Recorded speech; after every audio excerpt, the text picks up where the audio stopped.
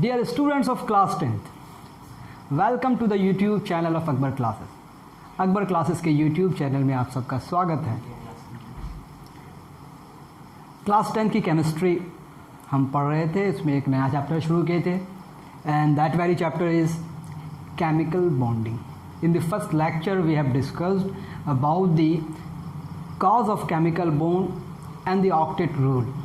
हमने बात किया था कि ऑक्टेट रूल क्या है और केमिकल बॉन्डिंग का जो रीज़न है वो क्या है, क्यों एटम्स कंबाइन करके मॉलिक्यूल बनाते हैं या फिर एक आयन दूसरे आयन से इंट्रैक्ट होते हैं, what is the reason behind it. तो हमने पाया था कि स्टेबिलिटी गेन करना है।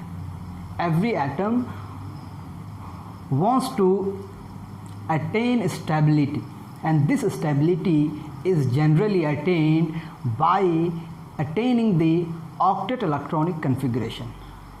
अब मैंने बात किया था कि octet electronic configuration is possessed by the noble gases except helium. Helium को छोड़ के सारे noble gases octet electronic configuration को रखता है, ठीक है। उसके पास ऑक्टेट इलेक्ट्रॉनिक कन्फिग्रेशन होता है। हमने पाया नेचर में, हमने देखा कि नोबल गैसेज जो होते हैं those gases are non reactive gases, they are stable. तो हमने पाया कि जब वो सारे गैसेज स्टेबल हैं तो रीज़न क्या है, तो हमने देखा कि उसके आउटर मोस्ट शेल में 8 इलेक्ट्रॉन है, तो इसको कहा गया ऑक्टेट। और बाकी एलिमेंट्स जब केमिकल कॉम्बिनेशन में जाता है तो वो चाहता है कि उसके आउटर मोस्ट शेल में 8 इलेक्ट्रॉन हो। तो आउटर मोस्ट शेल में 8 इलेक्ट्रॉन होने के लिए जो उसका केमिकल कॉम्बिनेशन की टेंडेंसी है वही उसकी केमिकल रिएक्टिविटी होती है, यानी कि ऑक्टेट अचीव करना चाहता है। Every atom wants to attain octet electronic configuration for the sake of stability and stability is gained by lowering the energy। तो जब भी कोई केमिकल कॉम्बिनेशन होता है तो एनर्जी हमेशा कम होता है। ये मैंने फर्स्ट लेक्चर में बात किया था और मैंने आपको बताया था कि केमिकल बॉन्ड्स जो होंगे वो आपके पास बेसिकली कोवैलेंट बॉन्ड्स होंगे, आयनिक बॉन्ड्स होंगे और एक स्पेशल कोवैलेंट बॉन्ड जिसको हम लोग कहते हैं कोऑर्डिनेट कोवैलेंट बॉन्ड। तो हम लोग वन बाय वन डिस्कस करेंगे। आज के लेक्चर में मैं बात करना चाहूँगा आयनिक बॉन्ड्स के बारे में, ठीक है। आयनिक बॉन्ड्स शुरू करने से पहले मैं कुछ बातें आपसे पूछना चाहता हूँ। आप क्लास 8 में पढ़े होंगे मेटल्स और नॉन मेटल्स के बारे में, ठीक है। मेटल्स किसे कहते हैं, नॉन मेटल्स किसे कहते हैं। आपको पता होगा कि मेटल्स जितने सारे होते हैं वो इलेक्ट्रोपॉजिटिव होते हैं, उसके पास इलेक्ट्रॉन लूज़ करने की टेंडेंसी होती है। और वो सारे एलिमेंट्स जो इलेक्ट्रॉन लूज़ कर सकता है वो कैटायंस बनाते हैं। Cations are the ions having positive charge और cations are form by the lost of electrons, ये भी आप जानते होंगे। और एनायंस कब बनते हैं, anions are form by the gain of electrons and electron gaining tendency possessed by generally non metals. तो नॉन मेटल्स के पास इलेक्ट्रॉन गेन करने की टेंडेंसी होती है, मेटल्स के पास इलेक्ट्रॉन लूज करने की टेंडेंसी होती है। तो मेटल्स को हमने नाम डाला था इलेक्ट्रो पॉजिटिव एलिमेंट्स और नॉन मेटल्स को कहा जाता है इलेक्ट्रो नेगेटिव एलिमेंट्स। ये थोड़ा सा कॉन्सेप्ट अगर किसी आप में से किसी को भी पता है तो आप बता सकते हैं कि आयनिक बॉन्ड्स किस तरह से बनेंगे। तो आयनिक बॉन्ड्स को समझने के लिए हम कुछ आयनिक कंपाउंड्स को देखेंगे। आयनिक कंपाउंड्स के एग्जाम्पल के साथ मैं आयनिक बॉन्ड को डिफाइन करने की कोशिश करूँगा। कुछ आयनिक बॉन्ड पहले लेक्चर में मैं NaCl का एग्जाम्पल लिया था, आज मैं कुछ दूसरा एग्जाम्पल लेता हूँ, उसी से हम लोग आगे बढ़ेंगे। एक आयनिक कंपाउंड ले रहा हूँ फेरस ऑक्साइड, ठीक है, फेरस ऑक्साइड। अब फेरस ऑक्साइड का केमिकल फॉर्मूला क्या होगा, तो आप बोलेंगे FeO, ठीक है। अच्छा, ये थोड़ा स्पेशल केस है इसीलिए जहाँ वेरिएबल वैलेंसी वाली बात है, क्योंकि आयरन का 2 ऑक्साइड होता है, इसको नहीं लेंगे हम लोग को दूसरा ऑक्साइड लेते हैं। चलिए शुरू करते हैं एल्युमिनियम ऑक्साइड से। एल्युमिनियम ऑक्साइड, आप इसका फॉर्मूला क्या लिखेंगे, Al2O3, आप सबको पता होगा, ठीक है। कैसे फॉर्मूला लिखा जाता है आप सबको याद होगा कि एल्युमिनियम की वैलेंसी 3 होती है, ऑक्सीजन की वैलेंसी 2 होती है। तो वैलेंसी एक्सचेंज करके आप वैलेंसी बैलेंस करते हैं और आपका फॉर्मूला बन जाता है। यहाँ पर एल्युमिनियम मेटल और ऑक्सीजन मेटल है, नाम हो गया। अब इसका अगर आप फॉर्मेशन देखेंगे, फॉर्मेशन कौन से कॉन्सेप्ट से हम लोग पढ़ रहे हैं, लेविस कॉसल अप्रोच। हमारा कॉन्सेप्ट कौन सा अप्रोच है, लेविस कॉसल अप्रोच, ठीक है, remember this. And Lewis Kossel approach में हम लोग किसका मदद लेते हैं, लेविस डॉट सिंबल। तो इसमें जो एलिमेंट्स हैं उसको हम लोग लिखते हैं। सबसे पहले हमारे पास है aluminium, and you should know the atomic number of aluminium. After knowing the atomic number you should know how to do electronic configuration. तो इलेक्ट्रॉनिक कन्फिग्रेशन, एटॉमिक नंबर 13 मतलब यू आर हैविंग 13 इलेक्ट्रॉन्स। आप electronic configuration कैसे करेंगे, 2 8 3। दूसरा आपके पास element है oxygen, oxygen का एटॉमिक नंबर होता है 8, and you are going to do electronic configuration 2 6। तो इसके आउटर मोस्ट शेल में 6 इलेक्ट्रॉन, इसके आउटर मोस्ट शेल में 2 इलेक्ट्रॉन। लेकिन जब आपका जब कंपाउंड बन रहा है 2 एल्युमिनियम 3 ऑक्सीजन का एटम, तो आप 2 एल्युमिनियम लिखेंगे और 3 ऑक्सीजन लिखेंगे। ओके, ये लेविस डॉट सिंबल बनाने का मैं एक तरीका आपको बता रहा हूँ कैसे आप लिखेंगे। जो बैलेंस इलेक्ट्रॉन्स होते हैं उसको हम लोग डॉट से रिप्रेजेंट करते हैं। एल्युमिनियम के पास कितने बैलेंस इलेक्ट्रॉन है, 3, 1 2 3। उसी तरह से इसके पास भी 1 2 3, और एक एक ऑक्सीजन के पास कितने इलेक्ट्रॉन्स हैं, 6 6, 2 2 4 2 6 2 2 4 2 6 2 2 4 2 6। इलेक्ट्रॉनिक कन्फिग्रेशन आप देख रहे हैं, इसके पास 3 इलेक्ट्रॉन आउटर मोस्ट शेल में है, तो ये इसकी टेंडेंसी क्या होगी कि 3 इलेक्ट्रॉन लूज़ करे। इसके पास 6 है तो इसकी टेंडेंसी क्या होगी कि ये 2 इलेक्ट्रॉन गेन करे, एक एक एटम। लेकिन यहाँ पर 2 एक साथ पार्टिसिपेट कर रहा है। एक ऑक्सीजन को कितने, 2 इलेक्ट्रॉन्स की ज़रूरत है। 2 इलेक्ट्रॉन एक ऑक्सीजन एटम को मिलेगा तो उसका ऑक्टेट पूरा हो जाएगा। आधी बात समझ में। तो 2 इलेक्ट्रॉन हम लोग दिखा रहे हैं, रिप्रेजेंटेशन है। 2 इसको दे दिया और ये 2 मिलके इसको दे दिया, बाकी दोनों मिलके इसको दे दिया। अब जैसे भी हो रहा होगा अंदर, लेकिन हम ऐसे दिखाने की कोशिश कर रहे हैं। तो आप देख पा रहे हैं कि 2 एल्युमिनियम का एटम है। आगे इसको अगर आप बढ़ाएंगे, एक एक एल्युमिनियम का एटम कितने इलेक्ट्रॉन लूज़ कर रहा है, 3 इलेक्ट्रॉन। आ रही बात समझ में, कितने इलेक्ट्रॉन लूज़ कर रहा है, 3, और एक 3 इलेक्ट्रॉन ये लूज़ करेगा। एक इलेक्ट्रॉन लूज़ करेगा तो 1 पॉजिटिव चार्ज, 2 इलेक्ट्रॉन लूज़ करेगा तो 2 पॉजिटिव चार्ज, 3 इलेक्ट्रॉन लूज़ किया तो 3 पॉजिटिव चार्जेस। कितने एल्युमिनियम के एटम्स हैं, 2। क्लियर हो गई बात। तो आप 2 मिला के 6 पॉजिटिव चार्ज हो गया। उसके बाद आपके पास ऑक्सीजन के कितने एटम्स हैं, 3 atoms of oxygen, and each atom is gaining 2 electrons. The gaining of two electrons will develop 2 negative charges. एक इलेक्ट्रॉन से 1 नेगेटिव चार्ज, 2 इलेक्ट्रॉन से 2 नेगेटिव चार्ज। अब ये आयंस बन गए, ये आपका एक आयन हो गया। आ रही बात समझ में, ठीक है, ये आपका एक आयन हो गया। इस आयन को आप बोलते हैं कि ये कैटायन है, और इस आयन को आप क्या बोलेंगे, ये एनायन है। और कैटायन और एनायन दोनों में अपोजिट चार्ज देता है, दोनों के बीच में क्या होगा, अट्रैक्शन होगा। मतलब ये कंपाउंड बन जाएगा। कंपाउंड बन जाएगा तो इसको आप कैसे लिखते हैं, आगे इसी को आप लिखते हैं Al2O3। ये आपका हो गया केमिकल फॉर्मूला। क्या हो गया, केमिकल फार्मूला। और जब केमिकल फार्मूला लिखते हैं आपको याद होगा, you don't mention the charges. आप चार्ज को मेंशन नहीं करते, आप नंबर ऑफ एटम्स को मेंशन करते हैं। ठीक है, जब आयंस दिखा रहे तो आयंस आप दिखा रहे हैं, लेकिन केमिकल फार्मूला जब लिखेंगे you don't need to mention charges on them.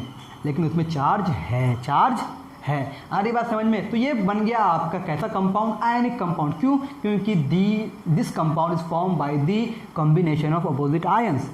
एक कैटायन हो गया, एक एनायन हो गया। इसीलिए ये जो एक फोर्स है, 2 आयंस यानी कि 2 चार्जेस के बीच में फोर्स है, और 2 चार्ज के बीच में अट्रैक्टिव फोर्स जब होता है, 2 चार्ज के बीच में कोई भी फोर्स हो, इस फोर्स का नाम होता है electrostatic force. But here the nature of the force is attractive, इसलिए इसको नाम देते हैं हम लोग electrostatic force. Electrostatic force of attraction. अब electrostatic force of attraction is the attractive force operates between 2 opposite charges.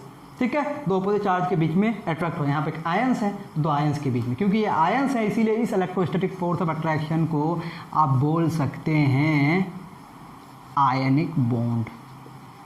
ठीक है, यही वजह है जिसकी वजह से एल्युमिनियम ऑक्सीजन के साथ जुड़ा हुआ है। तो ये हो गया एक बॉन्ड, लेकिन इस बॉन्ड ये आयंस के बीच में बन रहा है, इसलिए हम इसको बोलते हैं आयनिक बॉन्ड। और आयनिक बॉन्ड का दूसरा नाम इलेक्ट्रोवैलेंट बॉन्ड भी है। आपको समझ में आ रही होगी बात, इलेक्ट्रोवैलेंट बॉन्ड। फर्स्ट लेक्चर में मैंने ये सारी बातें बताई थी आपको, आज आपको समझ में और भी आ रहा होगा। Is that clear to everyone? तो अब आपको डिफाइन करना हो कि व्हाट इज आयनिक बॉन्ड. तो ionic bond is the electrostatic force of attraction that operates between two opposite ions. Between two opposite ions, and ions are formed by the loss or gain of electrons. Atoms which loses its electrons form cations. Atom which gains electrons forms anion.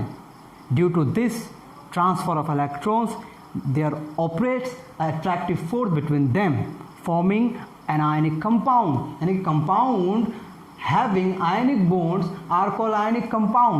तो Al2O3 एक कैसा compound है भाई? Ionic compound है. I hope clear हो रहा होगा. Ionic compound किसे बोलेंगे? कंपाउंड्स हैविंग आयनिक बॉन्ड्स. तो आई होप क्लियर हो रहा होगा. इसको आप लिखिए, फिर मैं डेफिनेशंस की तरफ जाता हूँ. Before going to the definition, write it down please.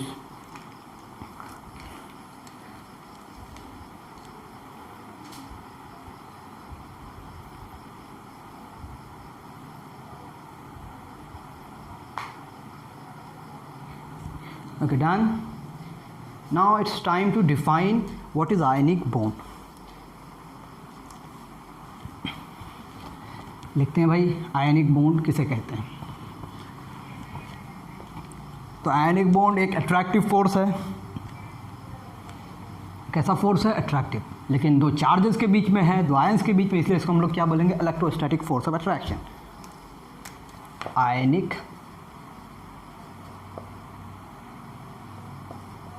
bond. The electrostatic force of attraction. The electrostatic force of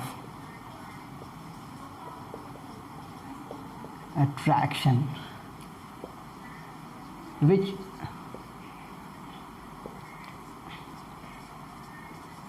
operates between two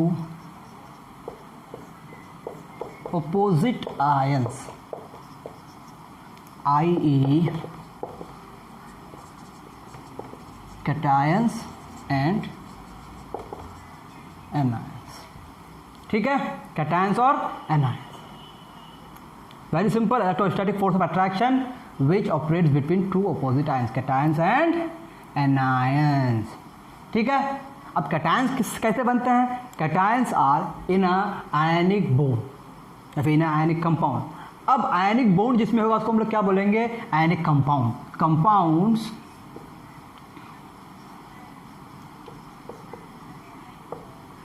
containing ionic bond are called ionic compounds. ठीक है. अब जो एलिमेंट या फिर जो एटम, एलिमेंट होगा तभी ना एटम होगा. जो एटम इलेक्ट्रॉन लूज करता है वो कैटायन बनाता है, जो एटम इलेक्ट्रॉन गेन करता है वो एनायन बनाता है. यानी कि दो तरह के एटम्स होंगे आयनिक कंपाउंड्स में. One is having the tendency to lose the electrons and another is having the tendency to gain the electrons. तो the atom in an ionic compound, the atom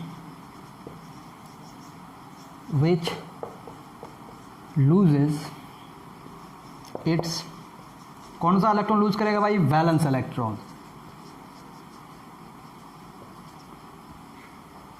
The atom which loses its valence electrons forming cation, and the atom which gains electrons forming anion. ठीक है. अब एक loose कर रहा है, एक gain कर रहा है, and this lose and gain is called transfer of electron. What kind of transfer is this? Complete transfer. It means an ionic bond is form by the complete transfer of electrons. आ रही बात समझ में? एक ionic bond बनने के लिए क्या होना पड़ता है? इलेक्ट्रॉन का कंप्लीट ट्रांसफर होना पड़ता है. One of the atom loses and other atom gains. तो आप बोल सकते हैं इन अदर वेज कि an ionic bond is formed by the complete transfer of electrons between the participating atoms। जाहिर सी बात है जो पार्टिसिपेट करेंगे उन्हीं के बीच में क्या होगा, complete transfer. This is very very important. Complete transfer का मतलब क्या हो गया भाई, कंप्लीट ट्रांसफर को आप बोल सकते हैं i.e. Loose and gain. I hope कि आपको ये सिनेरियो क्लियर हो रहा होगा। इतनी बात आपको समझ में आ गई, आप इसको लिख लें। फिर मैं इसको आगे बढ़ाता हूँ कि आयनिक बॉन्ड्स में और आप क्या क्या लिख सकते हैं। एग्जांपल्स बहुत सारे देखेंगे हम लोग। Before going to the examples हम लोग और इसको और आगे बढ़ाते हैं और भी कुछ बातें करते हैं आयनिक बॉन्ड्स के बारे में। आप इसको लिखें, ज़रा लिखें, जल्दी जल्दी लिखें। This definition is very important for you, for your better concept. चलिए, आप लोग लिखने में बहुत तेज़ हैं, लिख लिए होंगे। थोड़ा आगे बढ़ाता हूँ मैं इसको।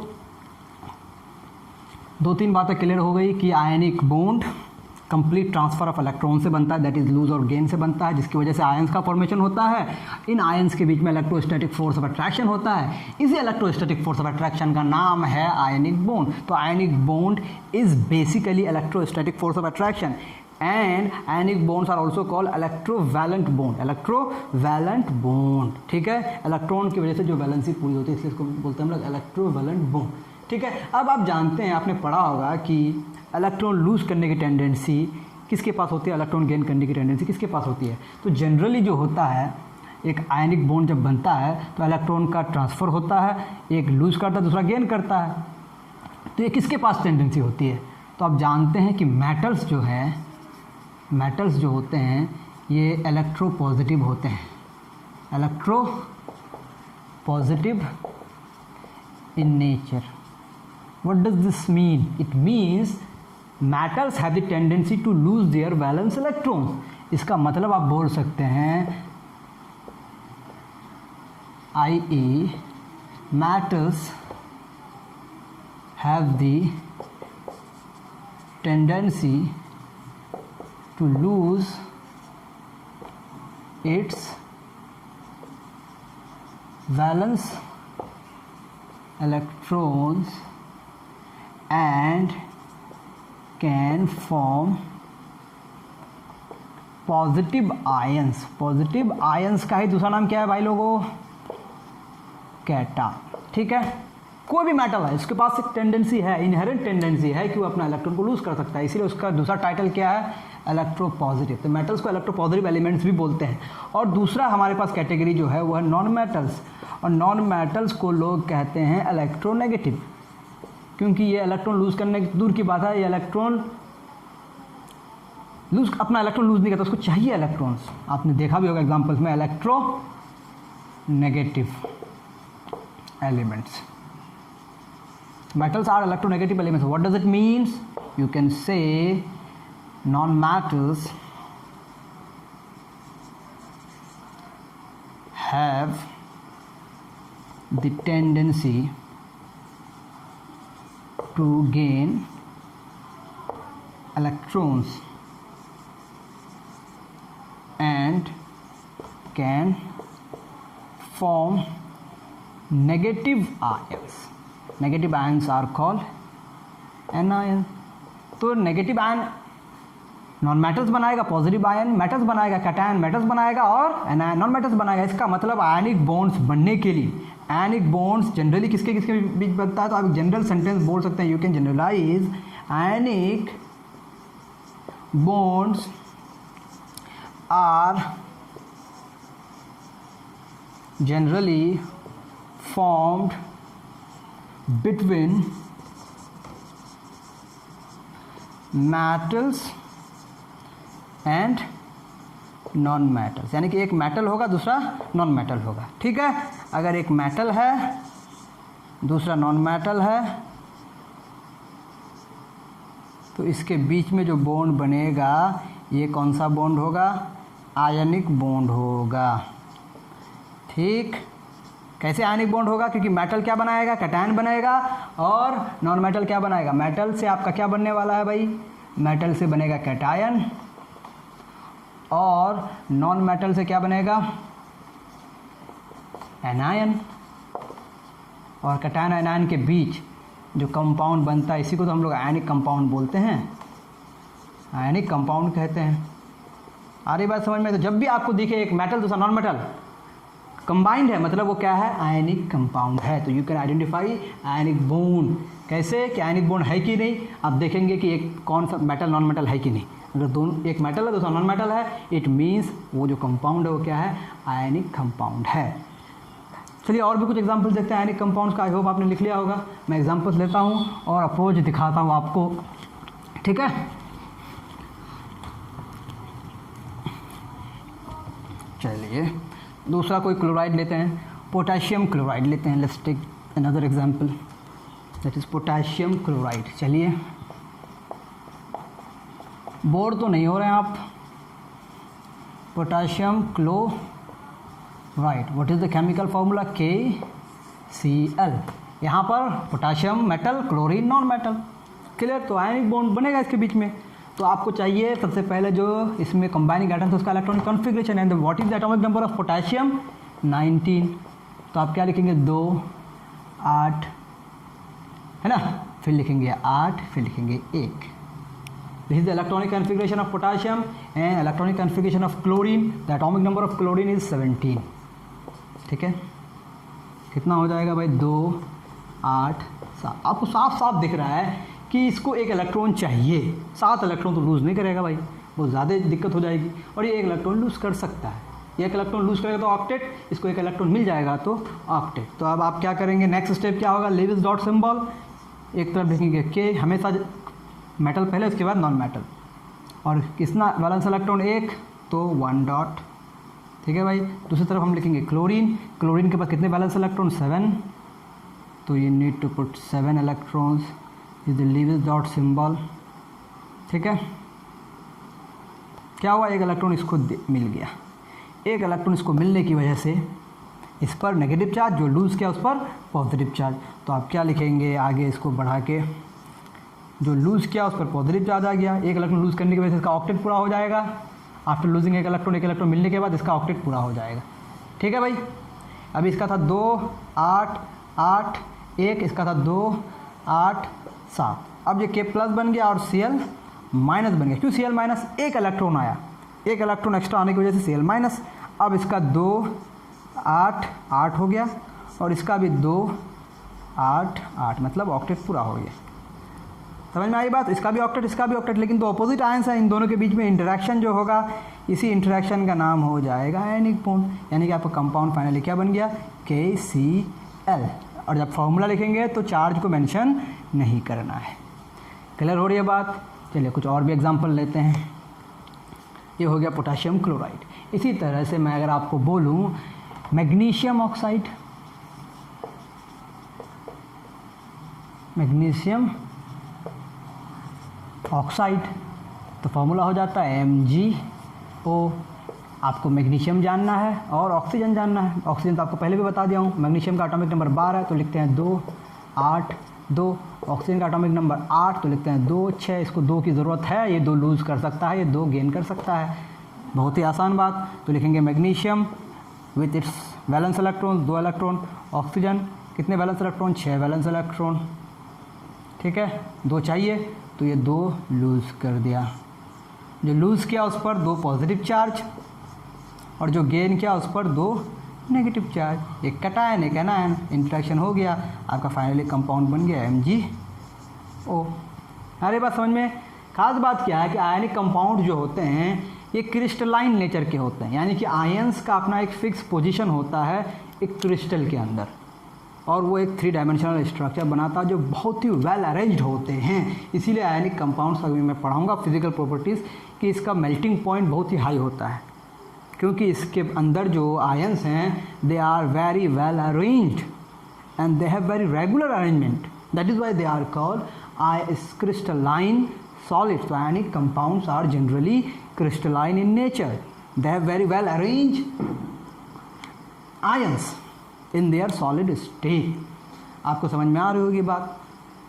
तो जो ऐसा आपको इतना सिंपल दिख रहा है, एक्चुअली ये पूरा का पूरा आयन का एक नेटवर्क होता है। उस नेटवर्क के अंदर ये सारे आयन्स होते हैं जिसकी वजह से क्रिस्टलाइन नेचर बनता है। आपको बात समझ में आ रही है मेरी? यहाँ क्या था 2 8 2, ऑक्टेट नहीं है। यहाँ था 2 6, यहाँ भी ऑक्टेट नहीं है। आफ्टर लूजिंग इलेक्ट्रॉन क्या हो गया 2 8, आफ्टर गेनिंग इलेक्ट्रॉन हो गया 2 8, ऑक्टेट इधर भी ऑक्टेट इधर भी। तो जब आयनिक कंपाउंड्स बनते हैं bye the complete transfer of electrons, octet पूरा होता है। यही मकसद हमें चाहिए, यही हमारा मकसद होता है। ठीक है, क्लियर हो गई बात? इतनी बात आपको समझ में आ गई होगी। मैं आपको और भी होमवर्क दे दूंगा ये सब बनाने के लिए कि आप और भी कुछ कंपाउंड्स का फॉर्मेशन को दिखाइए। उससे पहले मैं आपको बताऊं कि क्या क्या कंडीशंस हैं जो फेवर करता है आयनिक बॉन्ड बनने के लिए। एक तो हमें पता चल गया कि एक को इलेक्ट्रॉन लूज़ करने की टेंडेंसी होनी चाहिए, एक के पास इलेक्ट्रॉन गेन करने की टेंडेंसी होनी चाहिए। ठीक है, अब इलेक्ट्रॉन लूज़ करने की टेंडेंसी को किस तरह से डिफाइन करेंगे हम लोग, इलेक्ट्रॉन गेन करने की टेंडेंसी को किस तरह से डिफाइन करेंगे। इलेक्ट्रॉन लूज़ करने के लिए एनर्जी चाहिए।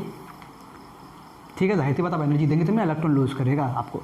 और इलेक्ट्रॉन गेन करने के लिए जाहिर सी बात, आप किसी नए आदमी को घर पे लाएंगे तो घर को खाली करना पड़ेगा, तब ना उसको रख सकते हैं। और एक आदमी जाएगा मतलब घर से निकलेगा वो, तो कहीं से जब जा रहा है तो एनर्जी आप उसको दे रहे हैं, एनर्जी लेके जा रहा है वो। और कहीं जब जा रहा है तो एनर्जी गेन करना, एनर्जी को उस जिसके अंदर जाएंगे वहाँ से चीज़ें खाली करनी पड़ेंगी।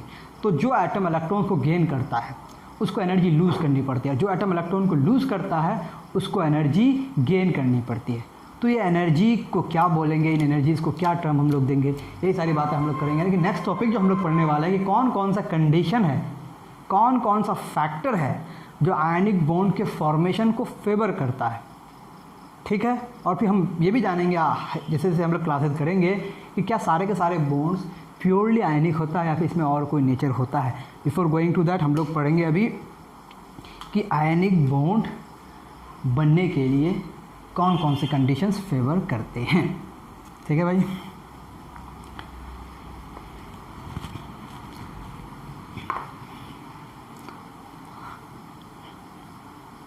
पहले मैं कंडीशंस लिख लूँगा, फिर मैं डिस्कस करूँगा कि ये कंडीशंस क्या है। आप भी लिखें condition that favour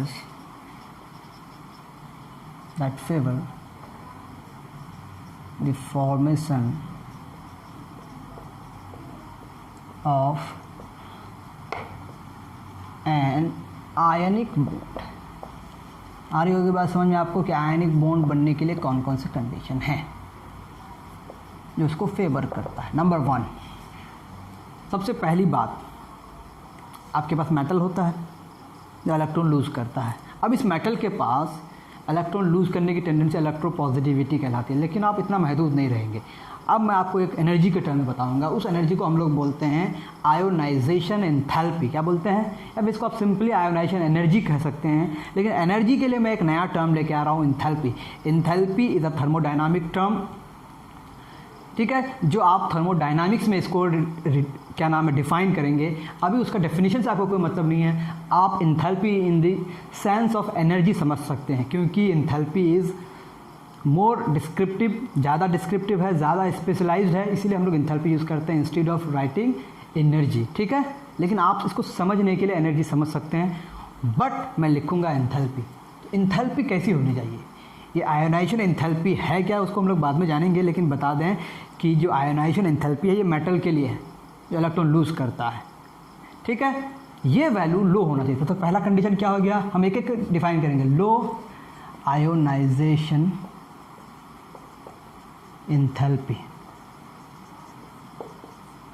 of the metal atoms, metal atom. ठीक है, पहली बात।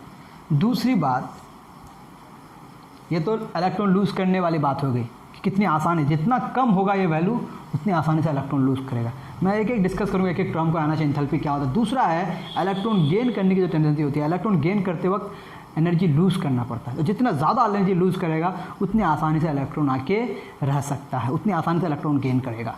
यानी कि जिस एटम के, जब कोई एटम इलेक्ट्रॉन गेन कर रहा होता है वो अगर ज़्यादा से ज़्यादा एनर्जी लूज़ करता है, इसका मतलब उसके पास उतनी ज़्यादा टेंडेंसी इलेक्ट्रॉन गेन करने की। तो इलेक्ट्रॉन गेन करने की जो एनर्जी है, यानी कि इलेक्ट्रॉन गेन करते वक्त एनर्जी लूज़ करनी पड़ती है, वो जितना ज़्यादा होगा उतनी आसानी से इलेक्ट्रॉन गेन किया जा सकता है। जब मैं डिस्कस करूँगा एक एक टर्म तो आपको क्लियर हो जाएगा, लेकिन मैं आपको बताने की कोशिश कर रहा हूँ तब भी कि ये वैल्यू बहुत ही हाई होना चाहिए। ये अगर हाई होगा तो इसको फेवर करेगा, ये अगर लो होगा तो इसको फेवर करेगा। तो वो कौन सा है? हाई क्या होना पड़ेगा भाई?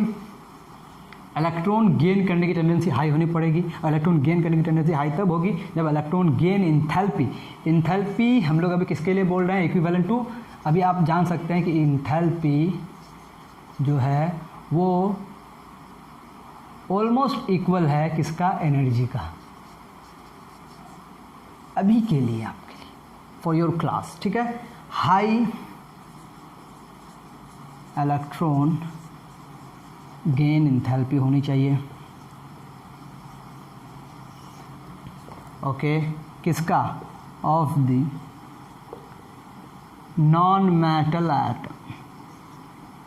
नॉन मेटल जब इलेक्ट्रॉन गेन करेगा तो वो ज़्यादा से ज़्यादा एनर्जी लूज़ करना चाहिए।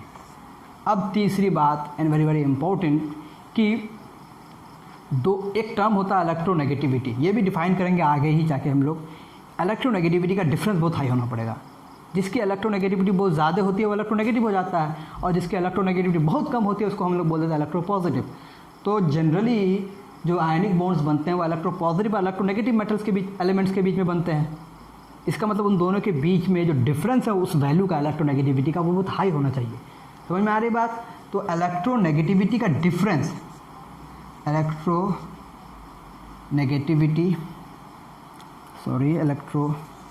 अभी एक टेंडेंसी है, कौन सी टेंडेंसी है ये भी बता रहा हूँ आपको थोड़ी सी बात, थोड़ी देर में। Electronegativity difference should be high, ठीक है। Low ionization enthalpy of the metal होना चाहिए आयनिक बॉन्ड के फॉर्मेशन के लिए। हाई इलेक्ट्रॉन गेन एंथैल्पी होना चाहिए नॉन मेटल का, और दोनों के बीच में इलेक्ट्रोनेगेटिविटी का जो डिफरेंस है वो बहुत ही हाई होना चाहिए। तो एक मेटल होगा, दूसरा नॉन मेटल होगा, जिसको हम लोग एक्स मान लें, ठीक है। इसकी अपनी कुछ इलेक्ट्रोनेगेटिविटी होगी, इसकी कुछ अपनी इलेक्ट्रोनेगेटिविटी होगी, ठीक है। तभी इन दोनों के इलेक्ट्रोनेगेटिविटी का डिफरेंस जो होगा वो बहुत ही हाई होगा। आ रही बात समझ में? मैं एक एक करके दिखाऊंगा। एक मेटल होगा, दूसरा नॉन मेटल होगा, तभी आयनिक बॉन्ड बनेगा। तो ये 3 कंडीशंस होंगे जो फेवर करेगा आयनिक बॉन्ड के फॉर्मेशन के लिए। आयनिक बॉन्ड तभी बनेगा जब लो होगा आयनाइजेशन एंथैल्पी, जब हाई होगा इलेक्ट्रॉन गेन एंथैल्पी, और जब इलेक्ट्रोनेगेटिविटी का डिफरेंस इन दोनों एटम्स के बीच में, मेटल्स और नॉन मेटल्स के बीच में बहुत ही हाई हो। अब कौन कितना होगा और कौन क्या है, इसको हम 1 बाय 1 डिस्कस करेंगे। आप इसको कॉपी कर चुके हैं शायद। चलिए, क्लास बहुत लेंदी हो रहा है, इसीलिए आयनिक बॉन्ड को ही पढ़ के आज हम लोग ख़त्म कर रहे हैं। इन टॉपिक्स को, एक एक टॉपिक को, ionisation enthalpy, electron gain enthalpy and electronegativity, in terms को हम डिस्कस करेंगे इन द नेक्स्ट सेशन। आप तब तक के लिए क्या क्या कर सकते हैं? आप आयनिक कंपाउंड्स का एग्जाम्पल ले सकते हैं। बहुत सारे आयनिक कंपाउंड्स का एग्जाम्पल ले सकते हैं, जैसा कि सोडियम का ऑक्साइड है, पोटाशियम ऑक्साइड है, कैल्शियम ऑक्साइड है, मैग्नीशियम ऑक्साइड है। In the same way you can take aluminium chloride, magnesium chloride. इन सारे कंपाउंड्स का फॉर्मेशन को दिखाना है। मैं लिख देता हूँ आपको होमवर्क, ताकि हमको व्हाट्सएप ग्रुप में और शेयर ना करना पड़े, ठीक है। आप होमवर्क लिख लीजिए। Homework, write the ionic bond formation for following compounds. मैं कुछ कंपाउंड्स दे रहा हूँ, इसका आप आयनिक बॉन्ड फॉर्मेशन दिखाइएगा। Number 1 magnesium chloride, number 2 aluminium chloride, number 3 sodium oxide, number 4 potassium oxide, number 5 क्या लिख दूँ मैं भाई?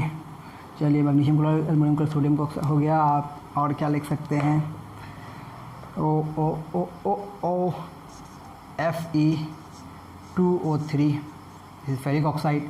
चलिए, इतना 5 ही काफ़ी है। इन 5 के आयनिक बॉन्ड फॉर्मेशन को आप दिखाइए। कौन सा approach? Lewis and council approach से दिखाएंगे आप। चलिए, आप इसको करें। तब तक के लिए दीजिए इजाज़त। Thank you very much.